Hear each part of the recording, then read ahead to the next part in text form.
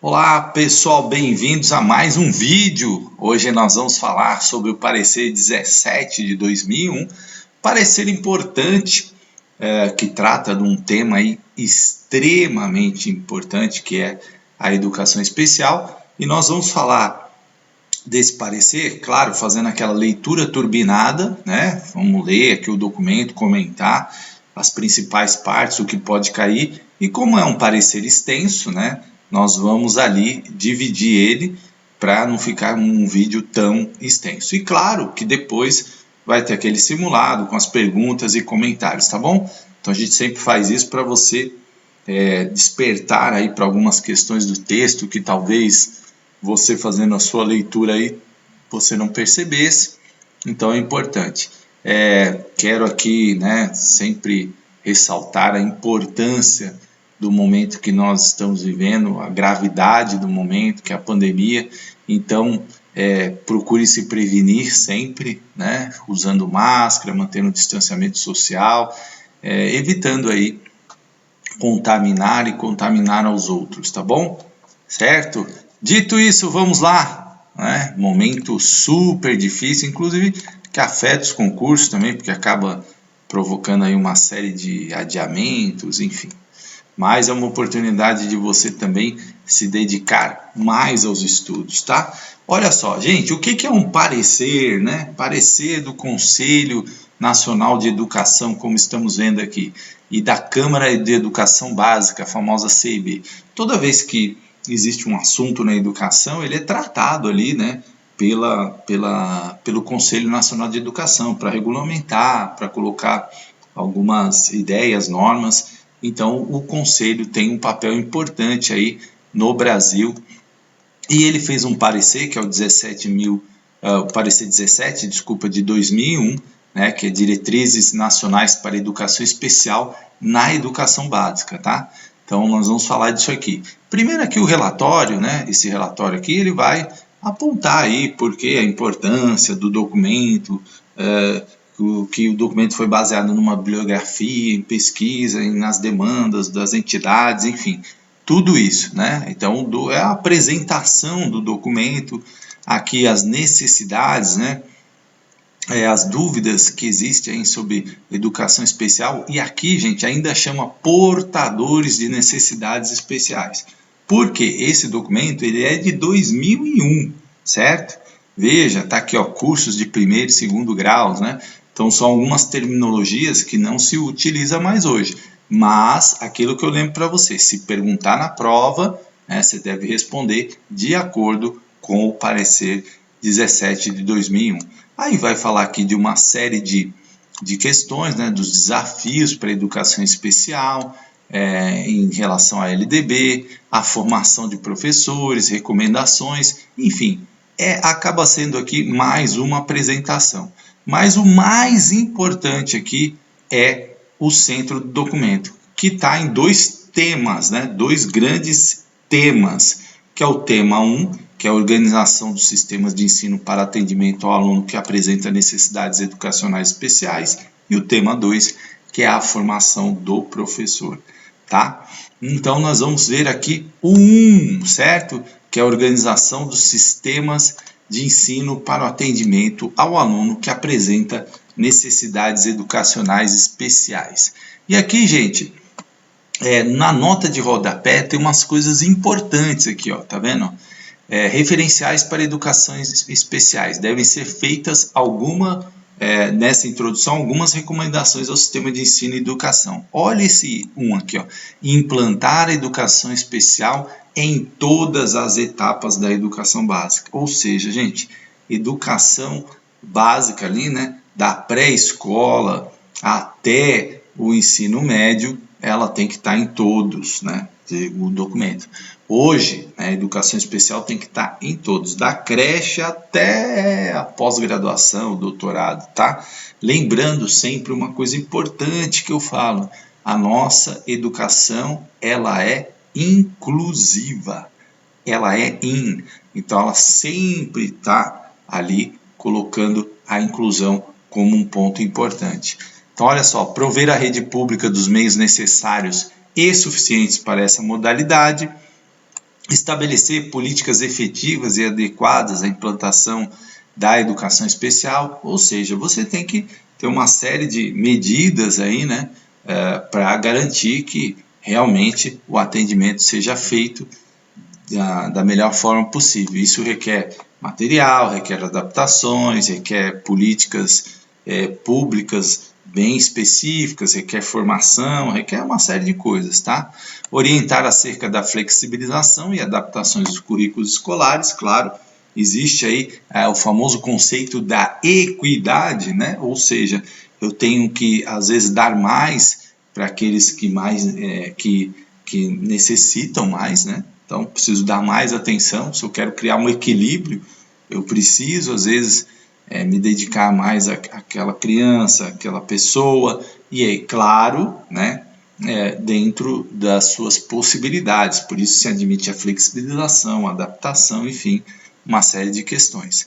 Orientar acerca da avaliação pedagógica, do fluxo escolar de alunos com necessidades especiais, né? Então, isso tudo tem que ser bem observado, tá? Estabelecer ações conjuntas com a educação superior para a formação adequada de professores, prever condições para atendimento extraordinário em classes especiais ou escolas especiais. Professor, o senhor acabou de falar que a nossa educação é in. Por que que aí prevê classes especiais? Veja, gente, a palavra extraordinário. E aqui é extraordinário mesmo. Por quê? A educação ela deve ser feita nas classes regulares, sempre. Pode ter um caso extraordinário, mas extraordinário mesmo, aí sim se admite em classes especiais. E aqui, gente, tem muita gente que torce o nariz, né?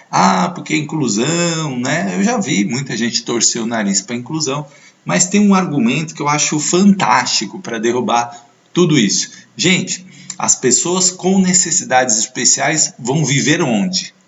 Vão viver onde? Vão viver no mundo, na sociedade, como todos nós, certo? Elas vão viver lá. Por que que a gente tem que criar algo especial, separado para elas, onde elas tenham ali só pessoas com uma mesma deficiência, ou só pessoas... Elas vão viver num mundo onde só tenha pessoas com a mesma deficiência que ela? Não. Elas vão viver num mundo que tem pessoas com deficiência, pessoas sem deficiência, né, entre aspas. Elas vão viver no mundo real. E nada melhor do que proporcionar a essas pessoas a vivência no mundo real, a vivência no mundo com dificuldade, com barreiras arquitetônicas, com gente que não entende barreiras atitudinais, né, que são as pessoas que não entendem, e nós também precisamos aprender com eles. É isso que é importante a gente entender. Por quê? Para que nós tenhamos uma sociedade melhor, nós também precisamos aprender a ver as pessoas com deficiência não como coitados, não como, ai, coitadinha, ela perdeu visão, ai, tadinho, ele não movimenta mais, né? Então, a gente não pode ter esse sentimento. A gente tem que olhar para as pessoas com deficiência e ver ali seres humanos dotados de direitos, seres humanos que têm vontade, seres humanos que têm desejos, seres humanos que têm sonhos, como qualquer ser humano, tá? Certo? Então, para que a gente também mude esse olhar, né? Para que a gente também, ao educar também uma criança com deficiência, a gente também, tendo esse olhar, né? Um olhar de um ser de direitos, você não fique ali toda hora tutelando ali, sem deixar ele vencer desafios, sem deixar ele ter autonomia, né? Porque isso é importante também, tá? Fazer cumprir o Decreto Federal 2097 no tocante à educação profissional de pessoas, de alunos com necessidades educacionais especiais, estabelecer normas para atendimento aos superdotados, né? Então, os superdotados também entram nesse campo da educação especial, é importante isso, né? E atentar para a observância de todas as normas da educação especial. E aí, gente, é claro que tudo isso está fundamentado na nossa legislação, certo? Nenhuma dessas atitudes nenhum desses documentos pode ir contra aquilo que diz a nossa Constituição, que é a nossa Carta Magna, Magna, né? Acho que é Magna, nem sei agora. A nossa Carta, né? Das nossas leis aí, é importante, tá? Então, olha só, a educação especial como modalidade da educação escolar. Ou seja, a educação especial é uma modalidade. Isso já caiu em concurso. Uma pergunta simples. A educação especial é. Aí perguntou lá, tinha as alternativas, uma modalidade, né? Uma etapa, enfim. E a resposta era modalidade. Olha que coisa simples, fácil de responder, mas que muita gente errou, certo? Muita gente errou. Organiza-se de modo a considerar uma aproximação sucessiva de pressupostos e da prática pedagógica social da educação inclusiva, a fim de cumprir os dispositivos legais e políticos filosóficos. Então vamos lá. O que diz a Constituição Federal da Ordem Social, título 8? Artigo 208, que tem no meu canal também aí aulas, né, sobre isso. Deixa eu aumentar um pouco a letra aqui, né? Tô parecendo aquelas pessoas que fazem exame de vista, coloca a letra pequena. Então olha só, o inciso 3 aqui, ó, atendimento educacional especializado aos portadores de deficiência, preferencialmente na rede regular de ensino. E muitas bancas gostam de colocar aqui, ó, exclusivamente, né, e fazer o candidato errar. Então, é preferencialmente na rede regular de ensino.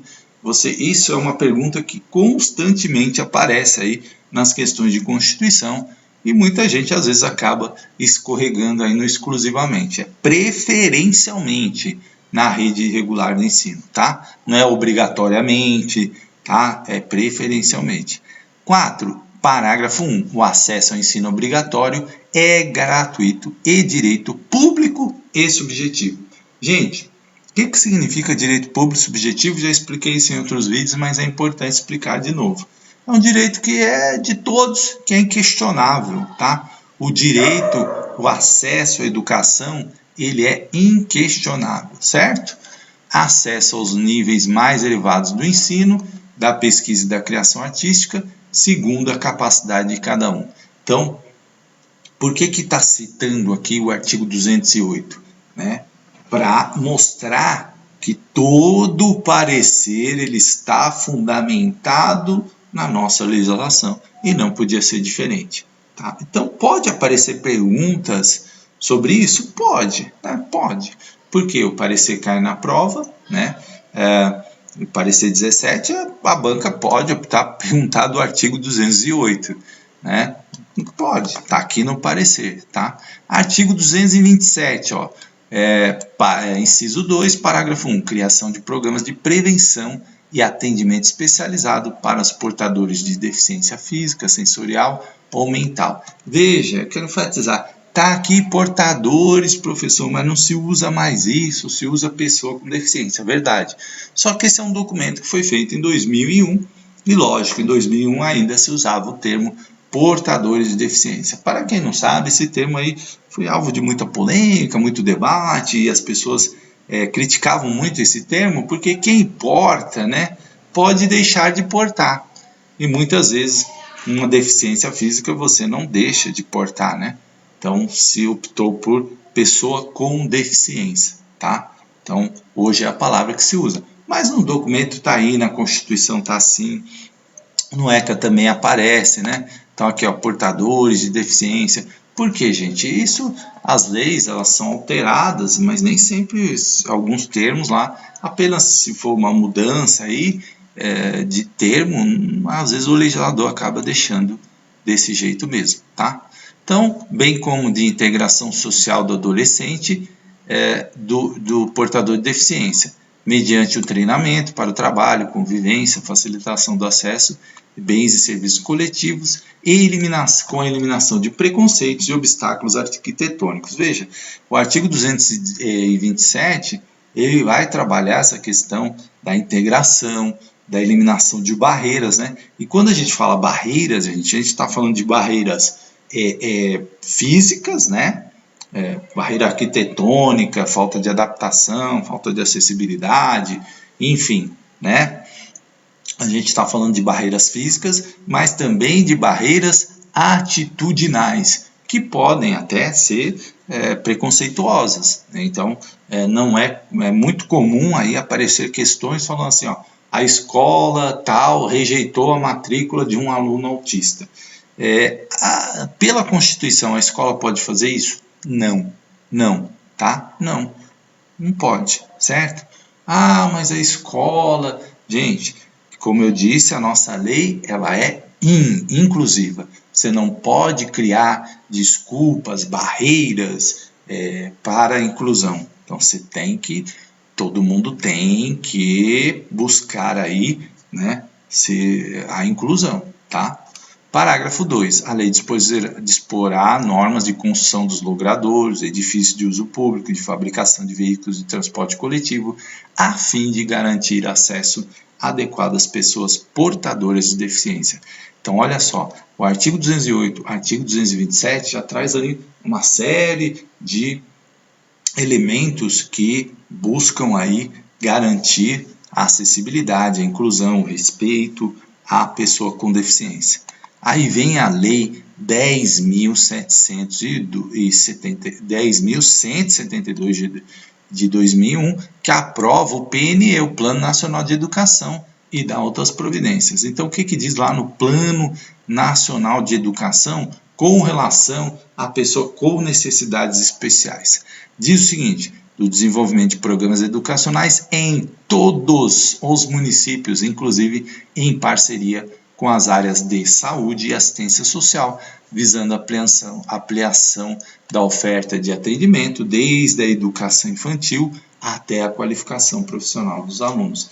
Então, o PNE já tem essa preocupação, primeiro, da integração de políticas sociais, tanto no caso da educação, com a saúde e assistência social, que é extremamente importante, porque a pessoa com deficiência, ela precisa, muitas vezes, de um acompanhamento de saúde.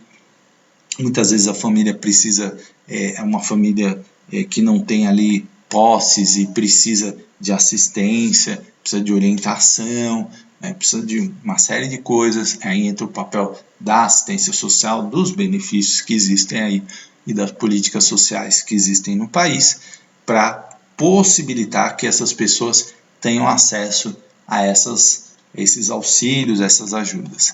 Das ações preventivas na área visual auditiva até a generalização do atendimento dos alunos na educação infantil e no ensino fundamental, do atendimento extraordinário em classes e escolas especiais ao atendimento preferencial na rede regular de ensino.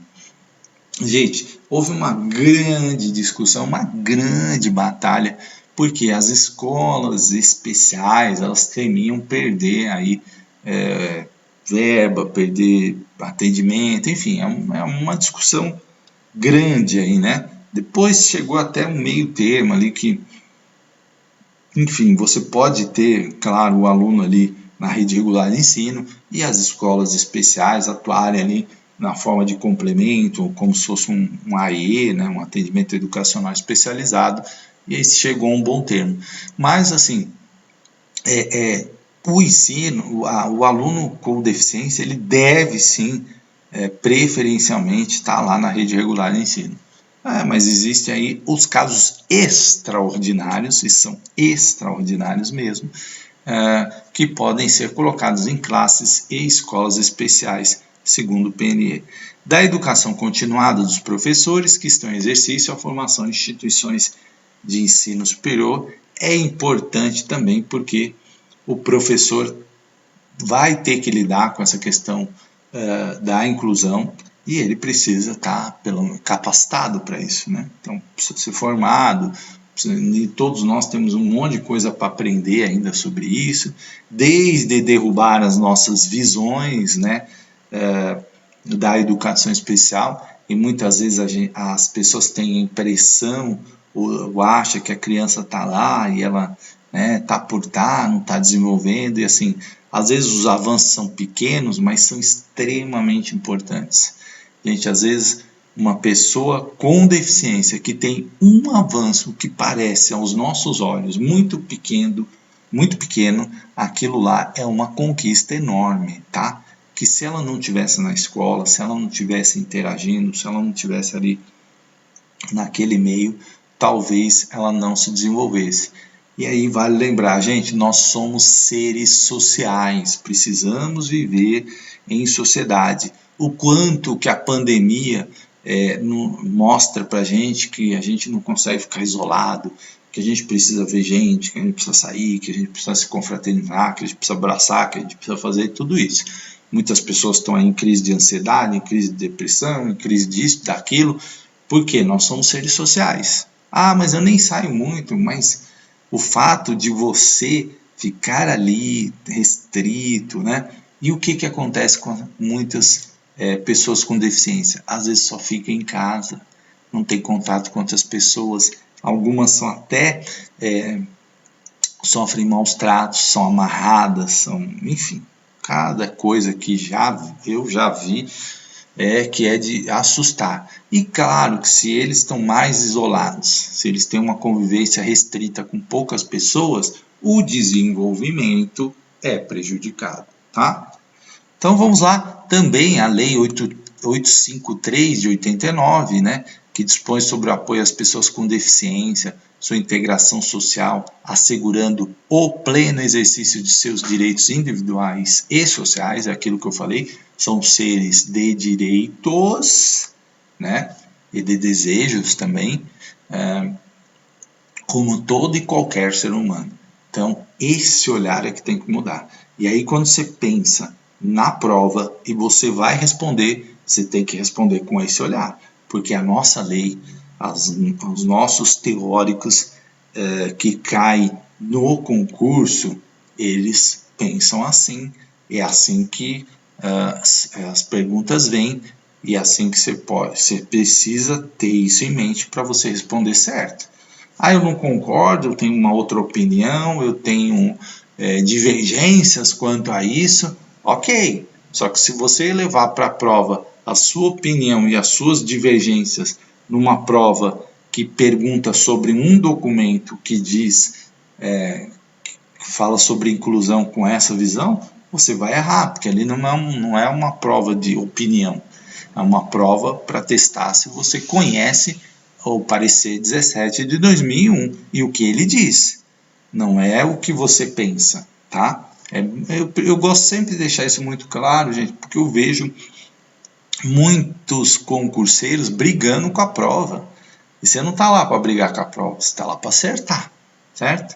Você não está para discordar, a não ser quando você está tratando de questões de uma redação, onde ali você pode expor o seu ponto de vista. Você só tem que ter cuidado, porque quando você faz uma redação e o seu ponto de vista ele é muito distoante do que diz toda, né, os documentos, os autores, ou você tem que fundamentar de uma forma brilhante, ou os seus argumentos podem ser frágeis e aí você não ter o sucesso que você espera ter na sua nota, tá?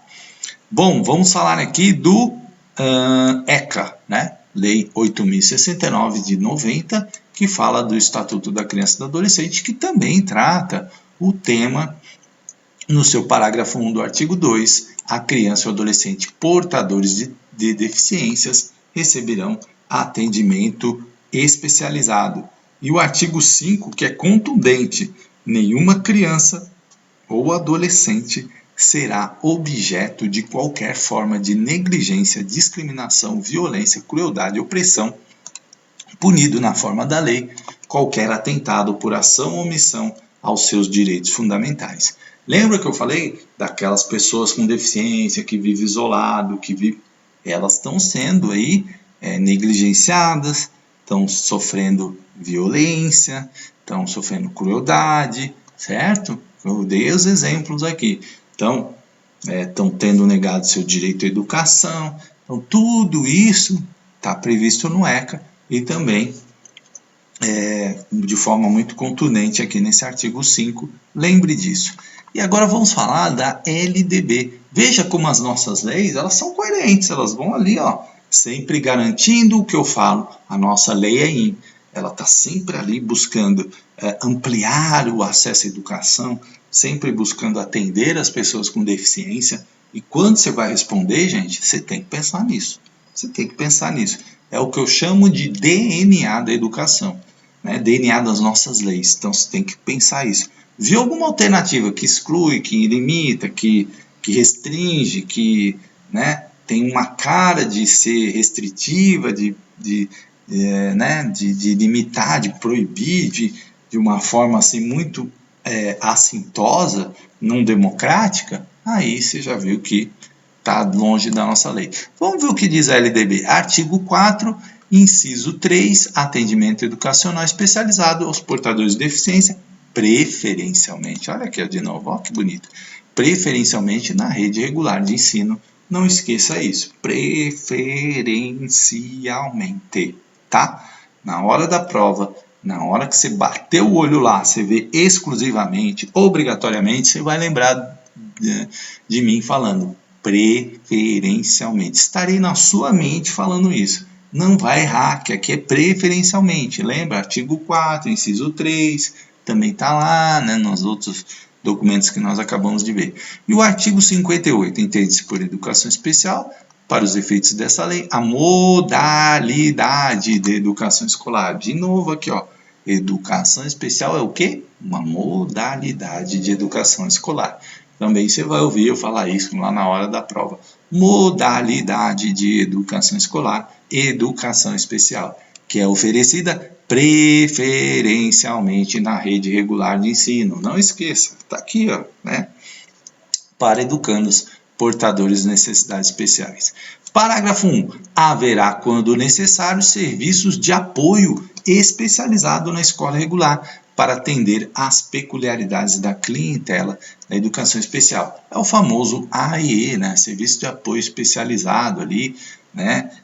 Normalmente é o AIE que faz esse atendimento aí. A escola pode ter um convênio com outras instituições, sim, pode ter um centro de atendimento, pode, né? A rede tem um centro de atendimento, pode, também está previsto na lei.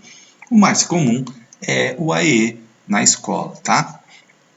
Parágrafo 2. O atendimento educacional será feito em classe, escola ou serviços especializados, sempre que as funções, sempre que em função das condições específicas dos alunos, não for possível a sua integração nas classes comuns de ensino regular. Então, gente, isso é exceção, tá? Isso é uma exceção, cuidado, né? Cuidado, tá? Sempre ali, preferencialmente na rede regular de ensino. 3. A oferta da educação especial deverá ser constitucional do Estado, ter início na faixa etária de 0 a 6 anos durante a educação infantil. Ah, então tem que oferecer educação especial desde a creche? Sim, desde a creche. Desde a creche até a pós-graduação, ou seja, né, tudo. Porque a nossa lei é uma lei realmente inclusiva. Artigo 59. Os sistemas de ensino assegurarão, olha eu aqui tropeçando nas palavras, assegurarão aos educandos com necessidades especiais. Inciso 1. Currículos, métodos, técnicas, recursos educativos e organização específicos para atender suas necessidades. Ah, professor, mas se eu estou falando da inclusão, e aí tem que fazer ali um currículo diferente, um método, uma técnica, recurso? Sim, claro, porque existem algumas pessoas com deficiência que não necessitam de qualquer adaptação, né? Às vezes as adaptações são tão sutis que quase imperceptíveis, e outras necessitam, sim. Por exemplo, um deficiente visual necessita de um material em braille, certo? Não dá para você pegar um material, né, normal ali, porque a deficiência visual impede a visão. Então você tem que ter um material em braille, você tem que ter alternativas, trabalhar, né, com computador adaptado, que vá, por exemplo, fazendo a leitura ali. Hoje já existem programas que fazem isso, né? A leitura de textos, enfim. Então existe aí, claro, toda uma adaptação, às vezes, para você atender determinadas crianças que tem ali deficiência ou tem uma superdotação, né? Então também isso está previsto aí. 2. Terminalidade específica para aqueles que não puderem atingir o nível exigido para a conclusão do ensino fundamental em virtude de suas deficiências e aceleração para concluir em menor tempo o programa escolar para os superdotados. Então aqui tem 2 casos importantes também falar. Terminalidade, né? Ou seja, aquela criança ali virou adolescente, está lá no ensino fundamental, mas chegou um momento, né, que ela precisa concluir essa etapa, tá? Ela já atingiu ali toda a evolução possível, né? Então é um momento ali de terminar. Você não tem o porquê estender mais naquela etapa ali do ensino. Então você faz a terminalidade específica, tá? Quando realmente ali você viu que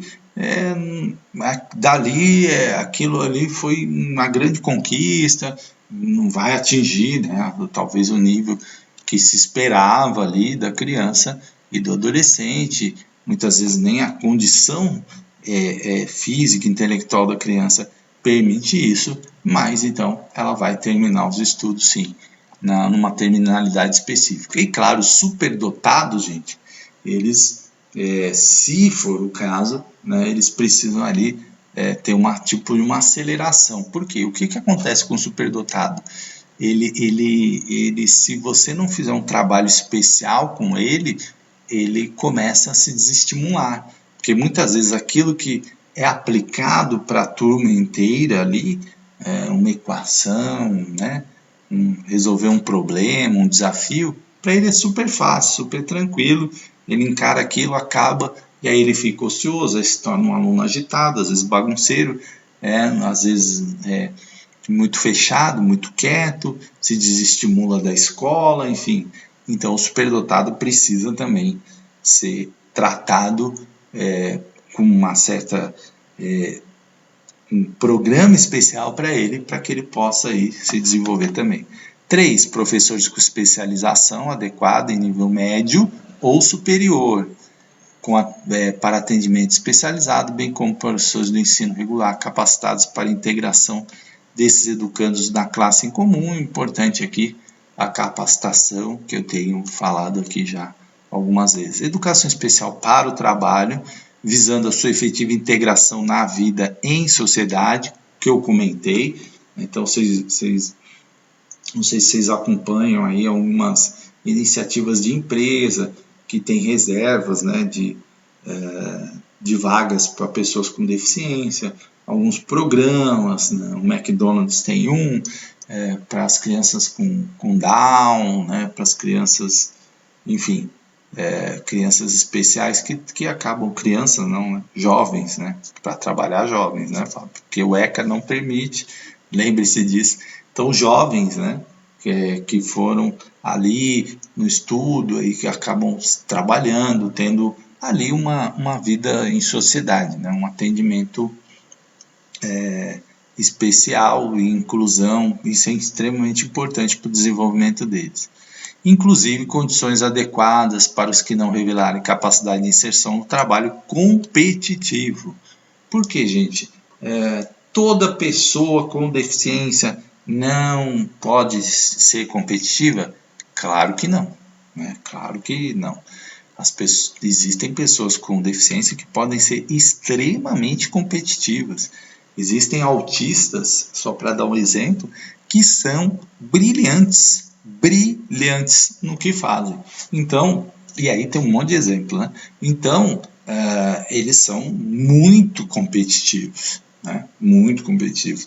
Claro que tem pessoas com algumas deficiências que não têm essa mesma capacidade, inclusive autistas também, né? Porque o autismo ele tem vários graus ali, então severo, né? Então, enfim, e aí agora, se você puder incluir ele, mesmo que o trabalho dele não seja, né, aquele trabalho que vai produzir mais e tal, é importante para a inserção dele na vida, na sociedade, no aprendizado, no desenvolvimento, tudo aquilo que eu já comentei aqui com vocês, mediante articulação com órgãos oficiais afins, bem como para aqueles que apresentam uma habilidade superior nas áreas artística, intelectual ou psicomotora. Tá?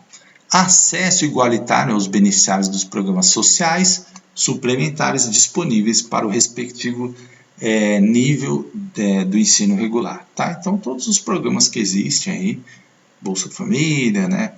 Benefício que existe também para pessoa com deficiência, enfim.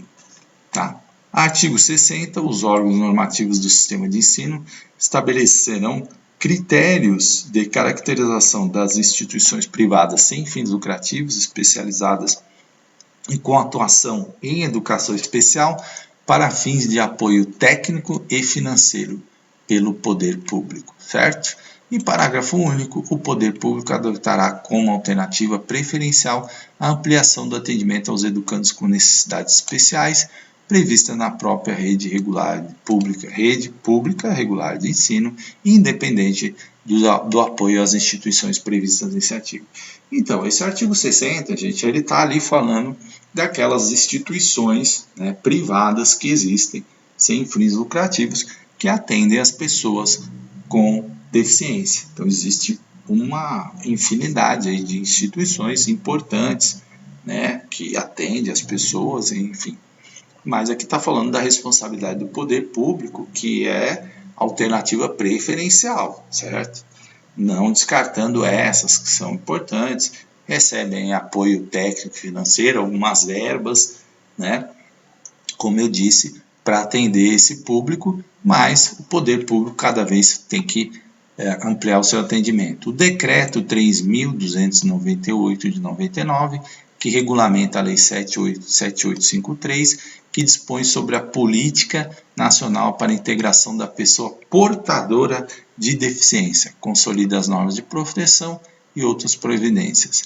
E a portaria do MEC, né, de 1679 de 99, dispõe sobre os requisitos de acessibilidade a pessoas portadores de deficiência para instruir processo de autorização e reconhecimento de cursos e credenciamento de instituições. Então, só comentar rapidinho, você vai abrir lá uma escola, uma faculdade, né? Então, a acessibilidade é um dos critérios, né? E isso é importante para que a gente crie instituições que possam atender a todos, tá? Lei 10.098 estabelece normas gerais e critérios básicos para a promoção da acessibilidade das pessoas portadoras de deficiência ou com mobilidade reduzida e dá outras providências. Tá ok, gente? Então, olha só, fizemos aqui até um 1.8, fiz aqui um comentário, né? Depois nós vamos, já no próximo vídeo, começar na Declaração Mundial da Educação para Todos e a Declaração de Salamanca.